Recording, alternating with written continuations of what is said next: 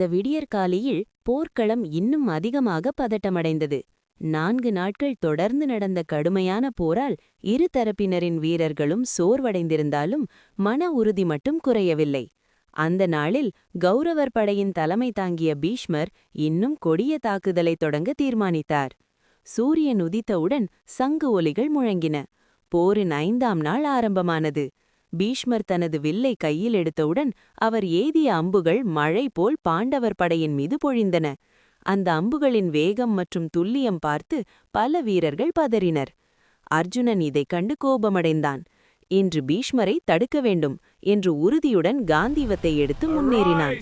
அவனுடன் கண்ணன் தேரோட்டியாக அமைதியாக இருந்தாலும் அவன் கண்களில் தீவிரம் தெரிந்தது. அர்ஜுனன் மற்றும் பீஷ்மரிடையே மீண்டும் கடுமையான மோதல் நடந்தது. இருவரும் தங்களது வில்லாற்றலில் உலகுக்கு எடுத்துக்காட்டு. அம்புகள் வானத்தில் மோதிக்கொண்டு தீப்பொறிகளைப் போல பிரகாசித்தன.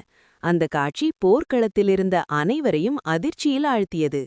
இதற்கிடையில் சத்யகி தனது கோபத்தை வெளிப்படுத்திக் கொண்டு கௌரவர் படையை சிதறடித்தான். அவன் முன்வந்த யாரையும் விடாமல் தாக்கினான். துரியோதனனின் சகோதரர்களில் சிலர் அந்த நாளில் பீஷ்மனால் வீழ்த்தப்பட்டனர். இதனால் கௌரவர் தரப்பில் குழப்பம் ஏற்பட்டது. சத்யகி மற்றும் திருஷ்டியத்யும்னன் ஆகியோரும் வீரத்துடன் போராடினர். அவர்கள் பல கௌரவர் படை வீரர்களை வீழ்த்தினர்.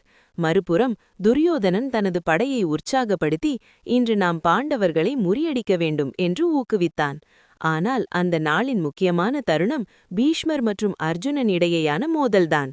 இருவரும் ஒருவரை ஒருவர் வீழ்த்த முயன்றாலும் அவர்களின் திறமை காரணமாக அது சாத்தியமாகவில்லை. கண்ணன் அர்ஜுனனை ஊக்குவித்து உன் முழு சக்தியையும் பயன்படுத்து என்று கூறினான். சூரியன் மறையும் நேரத்தில் இரு தரப்பினரும் பெரும் இழப்புகளை சந்தித்திருந்தனர். போரின் 5ஆம் நாள் முடிவுக்கு வந்தது. அந்த நாளில் பாண்டவர்கள் சிறிது முன்னிலை பெற்றிருந்தாலும் பீஷ்மரின் சக்தி இன்னும் குறையவில்லை. அந்த இரவு இரு தரப்பினரும் அடுத்த நாள் போருக்கு தயாரானார்கள். 5ஆம் நாள் போரின் தீவிரம் மேலும் உயர்ந்த நாள். வீரத்தின் உச்சம் வெளிப்பட்ட நாள். வரலாற்றில் அழியாத ஒரு அத்தியாயமாக மாறியது.